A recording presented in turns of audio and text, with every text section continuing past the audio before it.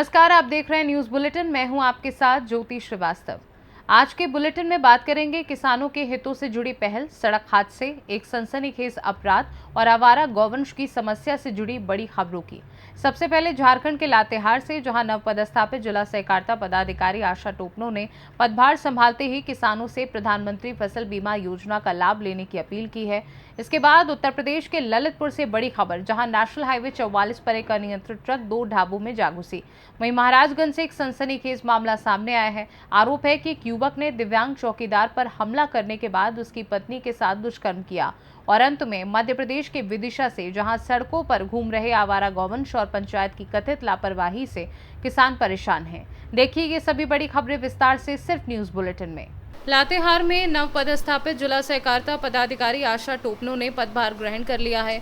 पदभार संभालने के बाद उन्होंने किसानों से प्रधानमंत्री फसल बीमा योजना का लाभ लेने की अपील करते हुए कहा कि विभाग की प्राथमिकता जिले के अंतिम छोर तक रहने वाले किसानों को सरकारी योजनाओं का लाभ समय पर पहुंचाना है। पदभार ग्रहण करने के बाद जिला सहकारिता पदाधिकारी आशा टोपनो ने कहा कि इस वर्ष जिले में कम वर्षा के कारण कई क्षेत्रों में धान की रोपाई प्रभावित हुई है। ऐसे में किसानों को संभावित फसल नुकसान से आर्थिक सुरक्षा देने के लिए प्रधानमंत्री फसल बीमा योजना बेहद महत्वपूर्ण है। उन्होंने सभी किसानों से अधिक संख्या में इस योजना से जुड़ने की अपील की है। उन्होंने बताया कि प्रधानमंत्री फसल बीमा योजना में आवेदन की अंतिम तिथि 31 अगस्त निर्धारित है। सहकारिता पदाधिकारी लातेहार आज मैंने ज्वाइन किया है और हमारे विभाग में एक बहुत अच्छी योजना चल रही है जिसका नाम है प्रधानमंत्री फसल बीमा योजना। और लातेहार के जितने भी किसान भाई बंधु हैं उनसे मेरा निवेदन रहेगा कि आप लोग इस योजना का लाभ लें, क्योंकि इस बार बारिश कम होने वाली है तो संभावना है कि इस बार क्षति जो होगी वो काफ़ी होंगी। तो आप लोगों से गुजारिश है कि आप अपने नज़दीकी प्रज्ञा केंद्र पर जाकर जो हमारा प्रधानमंत्री फसल बीमा योजना है उसका एनरोलमेंट करा लें और इस योजना का लाभ लेंगे। Thank you. लातेहार से सीनू संवाददाता बबलू खान की रिपोर्ट। ललितपुर में नेशनल हाईवे 44 पर मंगलवार देर रात एक बड़ा सड़क हादसा हो गया। एक अनियंत्रित ट्रक सड़क किनारे बने 2 ढाबों में जा घुसा। हादसे के समय ढाबों के कर्मचारी अंदर सो रहे थे, लेकिन राहत की बात ये रही कि सभी बाल बच गए। घटना नेशनल हाईवे 44 पर मसरा बैरल के पास रात करीब 2 बजे हुई। बताया जा रहा है कि अनियंत्रित ट्रक पहले भूपेंद्र राजा ढाबा और फिर वीर सिंह ढाबा में जा घुसा, जिससे दोनों ढाबे बुरी तरह क्षतिग्रस्त हो गए। प्रत्यक्षदर्शियों के अनुसार ट्रक चालक कथित रूप से नशे की हालत में था, जिसके चलते वह वाहन पर नियंत्रण खो बैठा। हादसे के समय दोनों ढाबों के कर्मचारी अंदर सो रहे थे। गनीमत रही कि सभी सुरक्षित बाहर निकल आए और कोई जनहानि नहीं हुई। सूचना मिलते ही स्थानीय पुलिस मौके पर पहुंची और ट्रक को कब्जे में लेकर जांच शुरू कर दी। पुलिस हादसे के कारणों और चालक की स्थिति की जांच कर रही है। ललितपुर से सीनू संवाददाता विकास सोनी की रिपोर्ट। ललितपुर में जीजा और साले के बीच हुआ विवाद एक दर्दनाक घटना में बदल गया। बस स्टैंड पर हुई मारपीट में घायल साले की इलाज के दौरान मौत हो गई। पुलिस ने मामला दर्ज कर जांच शुरू कर दी है। बता दें कि मंगलवार सुबह ललितपुर बस स्टैंड पर जीजा और साले के बीच किसी बात को लेकर कहासुनी हुई।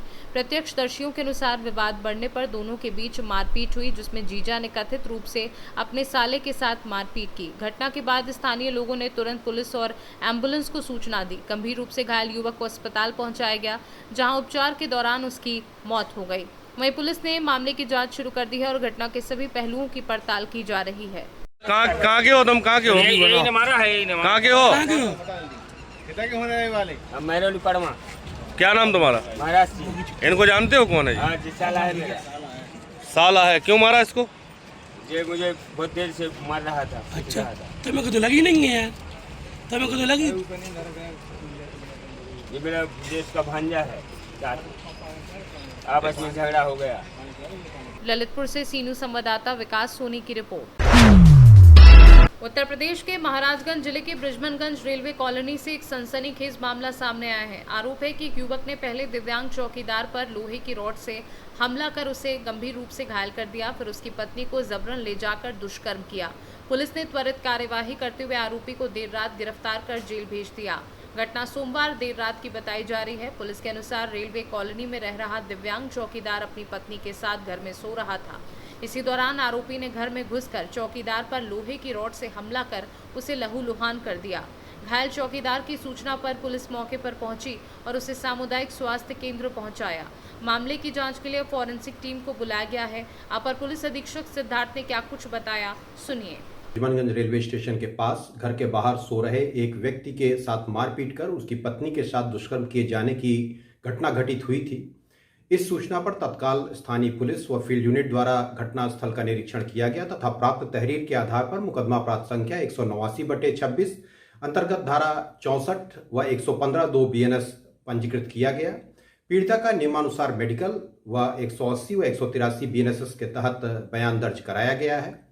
घटना में नामित अभियुक्त नीरज पांडे, जो महिलानी का रहने वाला है, को गिरफ्तार किया गया है तथा उसे माननीय न्यायालय के समक्ष प्रस्तुत करते हुए न्यायिक हिरासत में भेजा गया है।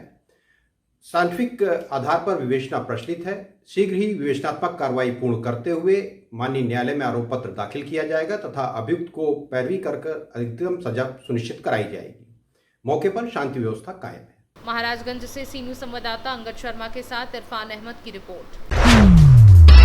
महाराजगंज जिले के सिसवा विधानसभा क्षेत्र के विधायक प्रेम सागर पटेल के नेतृत्व में सिसवा व्यापार मंडल और क्षेत्र के सामाजिक प्रतिनिधियों ने लखनऊ में मुख्यमंत्री योगी आदित्यनाथ से शिष्टाचार मुलाकात की। इस दौरान प्रतिनिधि मंडल ने सिसवा को तहसील का दर्जा देने, मंडी समिति की स्थापना और क्षेत्र के विकास से जुड़े विभिन्न मुद्दों पर चर्चा की। मुख्यमंत्री योगी आदित्यनाथ से मुलाकात के दौरान प्रतिनिधि मंडल ने उन्हें अंगवस्त्र और स्मृति चिन्ह भेंट कर सम्मानित किया। प्रतिनिधियों ने सिसवा को तहसील का दर्जा देने और मंडी समिति की स्थापना की वर्षों पुरानी मांग को प्रमुखता से उठाया। साथ ही व्यापारिक सुविधाओं के विस्तार, आधारभूत ढांचे को मजबूत करने और नागरिक सुविधाओं में वृद्धि से जुड़े कई महत्वपूर्ण विषयों पर भी मुख्यमंत्री का ध्यान आकर्षित किया। महाराजगंज से सीनू संवाददाता मनीष की रिपोर्ट। पीलीभीत के पूरनपुर कोतवाली क्षेत्र में पुरानी रंजिश को लेकर एक परिवार पर कथित जानलेवा हमले का मामला सामने आया है। पीड़ित का आरोप है कि घर में घुसकर मारपीट की गई, जिसमें उससे और उसकी बेटी को गंभीर चोटें आई। वहीं पुलिस पर अब तक रिपोर्ट दर्ज न करने और पूरी चिकित्सीय प्रक्रिया न कराने का भी आरोप लगाया गया है।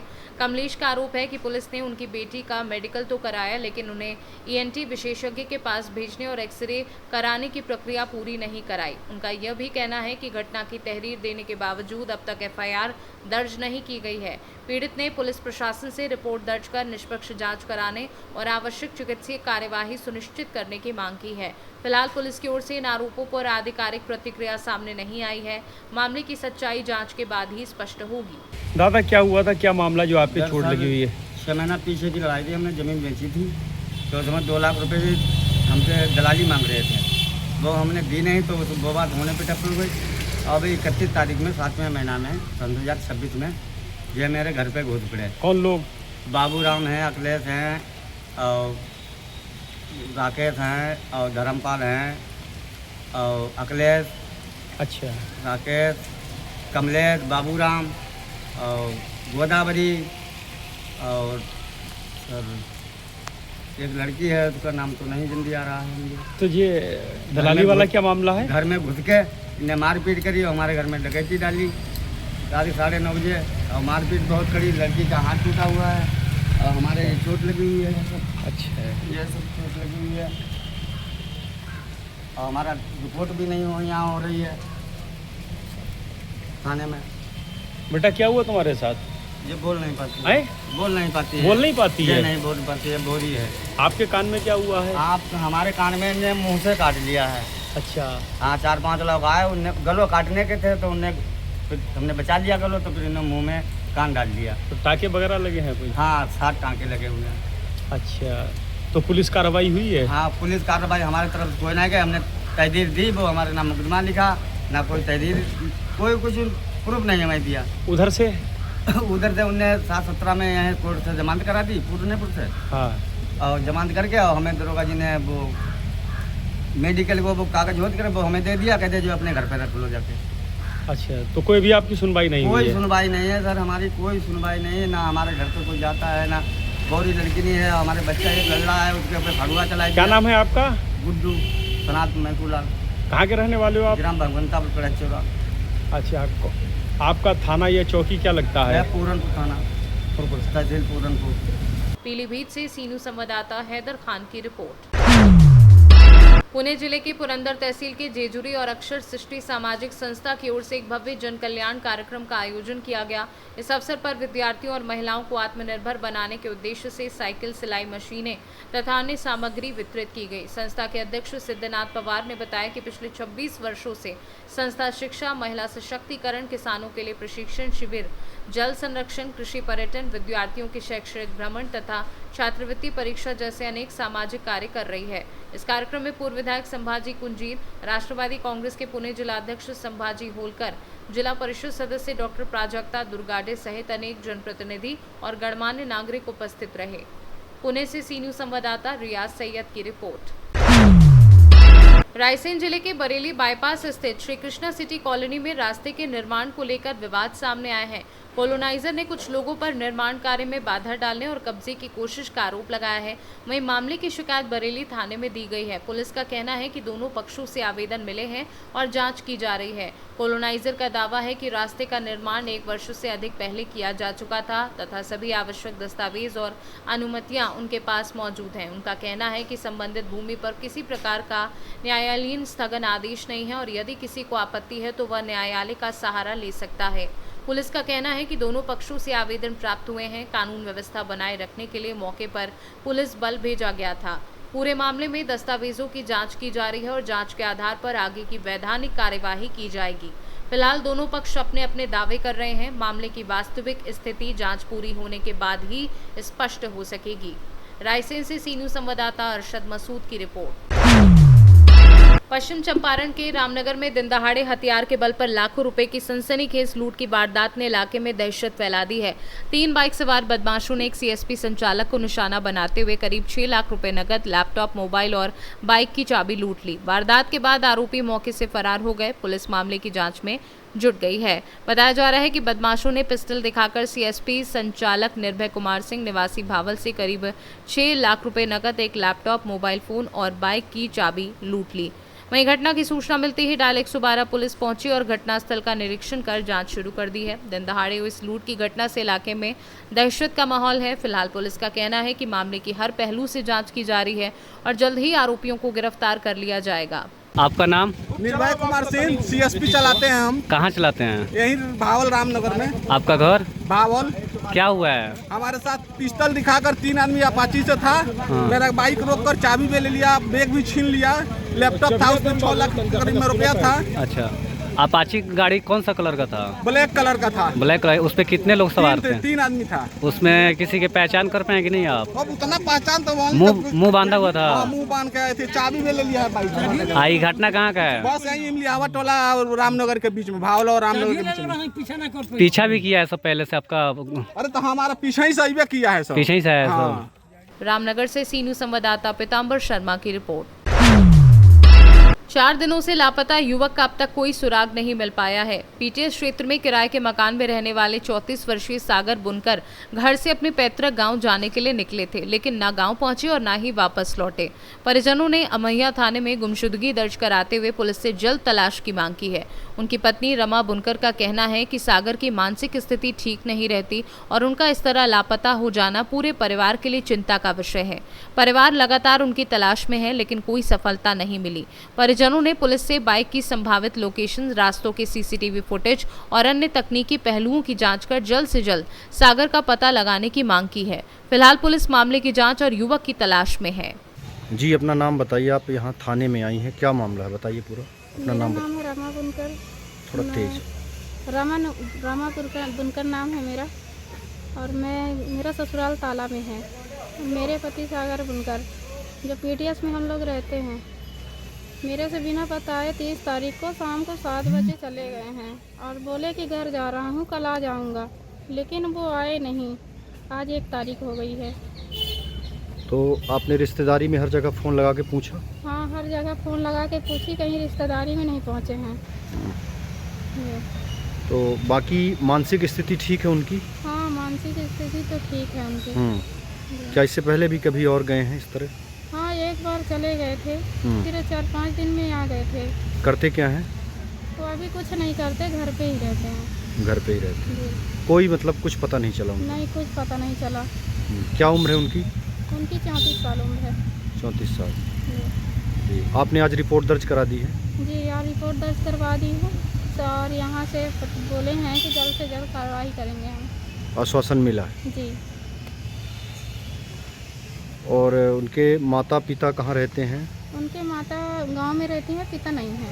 पिता नहीं है। जी। आप और ये दोनों लोग पीटीएस में रहते थे? पीटीएस में रहते हैं। तो क्या आपने उनसे संपर्क नहीं किया? क्या आप फ़ोन लिए थे? वो फ़ोन घर पे भूल गए हैं। वो कहाँ? यहाँ पीटीएस में? हाँ पीटीएस में भूल गए हैं। घर में जल्दी में रख के चले गए हैं, बोले घर जा रहे हैं, लेकिन घर पहुँचे नहीं हैं और बुलेट लेके गए हैं। बुलेट से निकले थे? जी बुलेट लेके गए हैं। और फ़ोन लेके ही नहीं गए? फ़ोन लेके ही नहीं गए। ठीक। रीवा से सी न्यूज़ संवाददाता अर्जुन तिवारी की रिपोर्ट। विदिशा जिले की शमशाबाद तहसील अंतर्गत ग्राम पंचायत सांगुल, पैघियाई और तारनपुर क्षेत्र में बड़ी संख्या में गौवंश के सड़कों पर घूमने से ग्रामीणों और किसानों की परेशानी बढ़ गई है। किसानों ने पंचायत पर लापरवाही का आरोप लगाते हुए जल्द समाधान की मांग की है। ग्रामीणों का कहना है कि क्षेत्र में सैकड़ों गौवंश दिन रात सड़कों पर घूमते रहते हैं। रात के समय ये पशु खेतों में घुसकर फसलों को नुकसान पहुंचाते हैं, जिसके कारण किसानों को अपनी फसल बचाने के लिए पूरी रात जाकर निगरानी करनी पड़ रही है।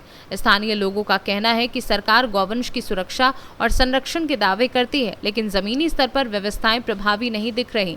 ग्रामीणों ने पंचायत और प्रशासन से गौवंश के उचित प्रबंधन तथा दुर्घटनाओं और फसल नुकसान को रोकने के लिए जल्द ठोस कदम उठाने की मांग की है। हमारे पैघियाई और सांगुल के बीच ये मवेशी बिल्कुल ऐसी फिर रही खुली है, कोई व्यवस्था नहीं है। वहाँ जाते हैं, रोड पे बैठ रही हैं, कोई व्यवस्था नहीं है। गौ माता बिल्कुल खुली फिर रही, सैकड़ों खोई। विदिशा से सी न्यूज़ संवाददाता प्रयास विश्वकर्मा की रिपोर्ट। न्यूज़ बुलेटिन में फिलहाल के लिए इतना ही। बने रहिए सी न्यूज़ भारत के साथ। हर खबर आपके साथ, आपके हाथ।